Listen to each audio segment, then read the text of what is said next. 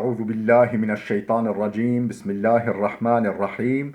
Elhamdülillah ve salatu ve selamu ala Resulillah. Değerli arkadaşlar, Farsça Kıssahâ-i Kur'an derslerimizden 61.sini yapmak üzere birlikteyiz.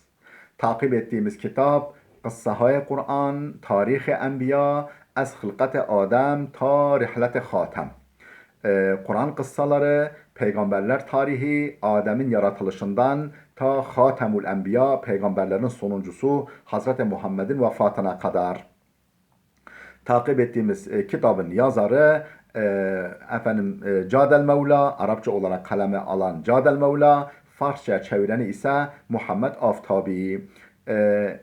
Yakup Aleyhisselam'ın kıssasını okuyorduk. Hani kardeşi İs onu kıskanmaya başlamıştı. Babası İshak'ın böyle iltifatına ve geleceğine dair ümit verici şeyler söylemesine karşı kardeşi İs onu kıskanmıştı ve rahatsız etmeye başlamıştı. Babası da ona Irak'taki dayısının yanına gitmesini, kızlarından birisiyle evlenmesini, oradan güç kuvvet alarak, düzenli kurarak memleketine geri gelmesini tavsiye etmişti. Seferi Yakup Aleyhisselam'ın babası İshak'ın tavsiyesi üzerindeki yolculuğu. Sayfa 212. Suhanan İshak Aleyhisselam'ın sözleri manende barış-ı ebr-i bahari, bahar bulutlarının yağışı gibi, bahar bulutlarının yağmur yağdırması gibi berdile teşne kevir bud. Kevir bozkır çöl demek. Çölün ortasına bahar bulutlarının yağmur yağdırışı gibi idi. Yani etkiliydi. Babasının sözleri etkiliydi. Yani suya susamış bozkır çölün üzerine bahar yağmurlarının yağmur yağdırması gibi, bahar bulutlarının yağmur yağdırması gibiydi. Öyle bir etkiye sahipti babası İshak'ın sözleri. Yakup با شنیدن سخنان پدر دلش آرام گرفت و به آینده امیدوار گشت. Yakup Aleyhisselam با شنیدن سخنان پدر, babasının sözlerini duymakla delaş aram gereft. Yani gönlü yatıştı, kalbi sükunet buldu ve به آینده امیدوار گشت ve geleceğine yönelik ümidvar oldu. Guftar-ı mihribanane peder, babasının şefkat dolu sözleri fikri Yakup ra ta serzeminهای دوردست سرزمین پدران و نیکاکان برد.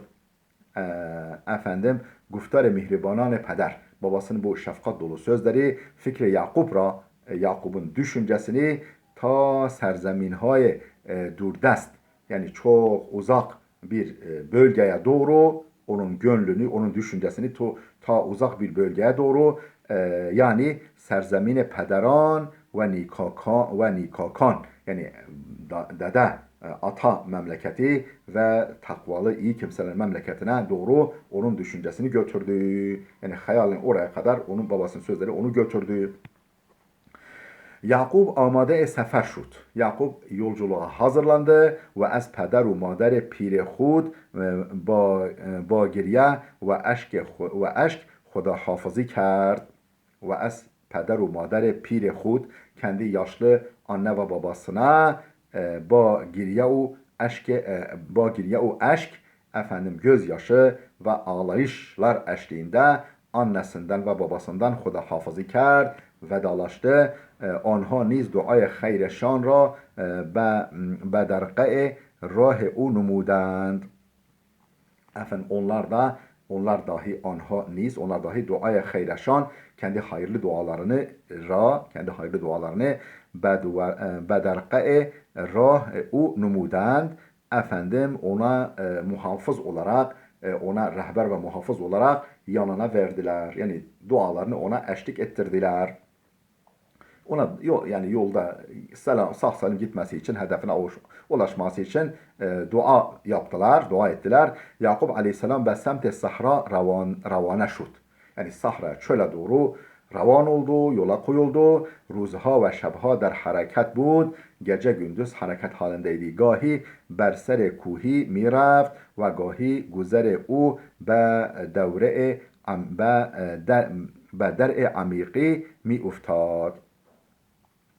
Efendim gahi zaman zaman yani gah bersere kuhi miraft bir dağın başına varıyor, böyle yüksek bir tepeye varıyor, yol oraya varıyor ve gahi zaman zaman da güzere u yani güzergahı be dere amiki be dere amiki derin bir dereye vadiye düşüyor yolun güzergahı der anca ha oraya düşürdü. Yani dereden, tepeden gidiyor. او در تمام مسیر به فکر خانه دایی او زندگی شیرین در آنجا بود. O der tamam mesir o bütün yolculuğu boyunca ve fikre hane dayısının evinin düşüncesindeydi. Dayısının evi nasıl, efendim köyü nasıl falan bunu düşünüyordu. Ve zindagi şirin der anca bud ve orada yaşayacağı tatlı hayatı düşünüyordu. و سخنان پدر همچون آوازی شیرین گوش او را نوازش میداد و babasının sözleri همچون آواز şirin tatlı bir melodi şeklinde tatlı bir ses şeklinde guşe ura nevaziş midad onun kulaklarını okşuyordu. Yani babasının sözleri tatlı hoş bir sada gibi kulağında çınlıyordu. Kulağını okşuyordu. Hergah hasta ve dermanda میشد ne zaman yorgun ve çaresiz kalsa hedefi ra ki داشت sahip olduğu hedefi yani gözüne kestirdiği hedefi به خود yad averi mikerd kendisine yeniden hatırlatıyordu. O gözüne kestirdiği hedefi yine kendisine hatırlatıyordu. Ve in hud kuvvet kalbi mişod ve in hud kuvvet kalbi mişod ve bu düşünce onun için bir gönül kuvveti oluyordu, kalbini pekiştiriyordu. Berای نیرو گرفتن و hareket دوباره efendim kuvvet kazanmak ve yeniden hareket etmek için efendim bir gönül kuvveti, gönül gücü, bir moral oluyordu onun için. یک روز صبح وقتی خورشید از پشت تپه های شینی سر بر آورد باد سوزانی شروع به وزیدن کرد و شنهای داغ بیابان را به حرکت در آورد. خورشید نیز با هر تابش خود آتش بر زمین می ریخت. یک روز صبح bir gün sabah vakti yani o yolculuk sırasında bir gün sabah vakti خورشید از پشت تپه های شینی yani güneş kum tepelerinin ardından serber avert baş çıkarınca güneş efendim kum tepelerinin arkasından baş çıkarınca görününce bade suzani şuru be vaziden kert. Yakıcı bir rüzgar esmeye başladı ve şenhoy dağı beyaban efendim kızgın çöl kumlarını be hareket der avert harekete geçirdiği o kum fırtınaları böyle yani esmeye başladı. Xurşid niz ba her tabiş hud ateş yani efendim güneş de ateş saçan durumuyla berzemin mirih yani kendi ışınlarını yani ateş şeklindeki ışınlarını ateş gibi sıcak ışınlarını yere salıyordu güneş. Yere döküyordu. وضعیت چنان شد که idame راه را برای یعقوب مشکل ساخت ve yani durum öyle bir hal aldı ki vaziyet çunan şut ki vaziyet öyle bir durum hal aldı ki idame rah ra yolu sürdürmek برای Yakub müşkil saht efendim Yakub için yani zorlaştı. O henüz rah dolani ta maksat داشت yani hedefine varıncaya kadar henüz önünde uzun bir yol vardı. وقتی یعقوب به علیه السلام به مسیر می نگریست مسیر می نگریست چیزی جز تپه های شنی و بیابان خشک نمیدید. Vakti Yakup be mesir minigrist, efendim Yakup kendi güzergahına bakınca, yani yoluna böyle göz atınca, çizi cüz tepehoy şini, efendim kum tepelerinden başka ve beyaban hoşk ve kupkuru çölden başka ne miydi görmüyordu.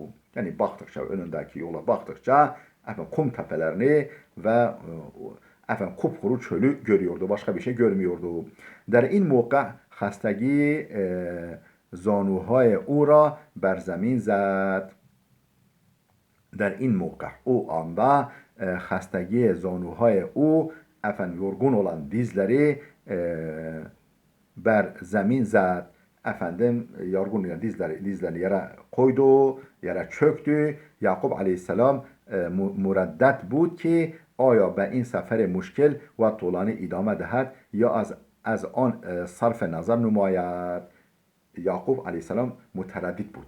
Tereddüt halindeydi. Acaba devam mı etsem, geri mi dönsem? Yani uçsuz bucaksız çöl var önünde. Yakup müreddet بود ki, tereddütliydi ki, aya acaba be in seferi müşkil ve tuğlanı idame dehed, bu zorlu ve uzun yolculuğa devam etsin, ya az an sarf-ı nazar numayet, yahut da bundan sarf-ı nazar etsin, bundan geri dönsün. Tereddütlüydü. آیا همچنان در پی آینده روشن خود باشد یا از هدف خود بگذرد و پیش خانواده خود برگردد. Yine tereddüdü şuydu. Aya acaba همچنان در پی آینده روشن خود باشد, yani yani parlak geleceğinin peşinden mi gitsin? Kendisini bekleyen parlak bir geleceğe doğru mu gitsin? Onun peşinden mi gitsin? Ya az hedefe hud buguzeret yahut da hedefinden geri dönsün ve biş hanvade hud bergerded. Efendim ve piş hanvade hud bergerded. Yani yoksa ailesinin yanına mı dönsün?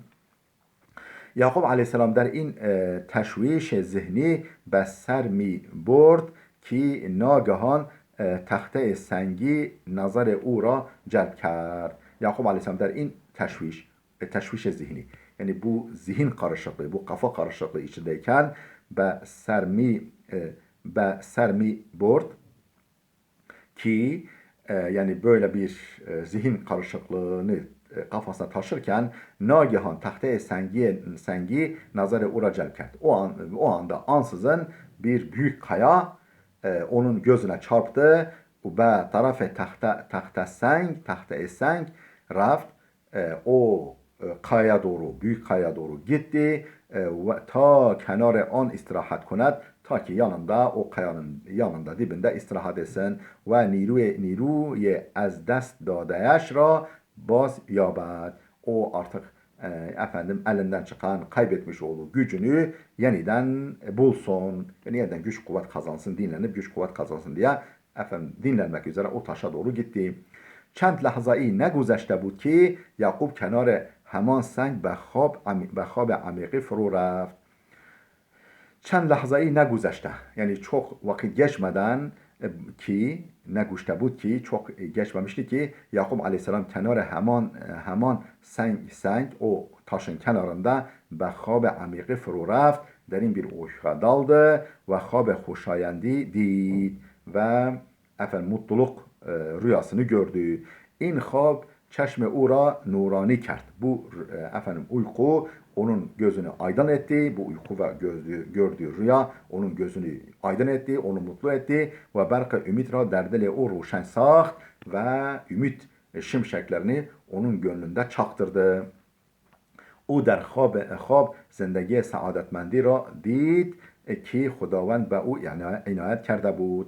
O در خواب, o rüyada zindagi saadetmendi, saadetli, mutlu bir yaşantı ra did, efendim mutlu bir yaşantı gördü rüyasında ki Hudavan be o inayet kerde bud. Allah'ın ona lütfettiği mutlu bir hayatı görmüştür rüyada. O برای خود سرزمین وسیع نسلی پاک و با برکت داشت. O برای خود, o kendisi için serzemin vasi' geniş bir memleket, nesli pak ve ba bereket, efendim temiz ve bereketli bir nesil sahibi idi. ve Xudavand be o vahiy mi فرستاد. Allah ona vahiy gönderiyordu ve be o kitaba inayet mi kard. Allah ona efendim kitap lütfediyordu. Yani semavi kitap lütfediyordu. Rüyada böyle gördü. Efendim az kaldı başta. Yakup aleyhisselam az خواب برخاست. Uykudan uyandı ve ba dili pur az ümit ve ümit dolu bir gönülle ve ba çeşmi ruşen ve mutlu gözlerle, aydın gözlerle berrah khud idame dad, yoluna devam etti ve o bavey buye visal yar با بوی وصال یار به مشامش خورده بود. Ne diyor? Efendim o buye visal yar, yani sevdiğine kavuşma kokusunu ve meşamiş xurda bud, yani burnuna geliyordu. Yani efendim dostuna, sevgilisine ulaşma kokusu burnuna geliyordu. Öyle bir adeta koku alıyordu. Çera ki قبلا پدرش نیز او را وعده خوشبختی داده بود. Çünkü daha önce babası zaten ona mutluluk müjdesini vermişti. Mutluluğu vaat etmişti. Seni bir mutluluk bekliyor demişti. Binaberin dolayısıyla buna binaen Yakup Aleyhisselam manende ahuyi tiz, efendim hızlı bir ceylan gibi ya tispa, yani ayakları hızlı koşan bir ahu gibi, bir ceylan gibi suye maksadı hud ravana şud, efendim maksadına doğru yola revan oldu. Yeniden yola koyuldu. Efendim yürümeye başladı. Değerli dostlar, videomuz oldukça uzadı. Efendim burada dursun. 214. sayfaya geldik. Gelecek dersimize kadar Allah'a emanet olun.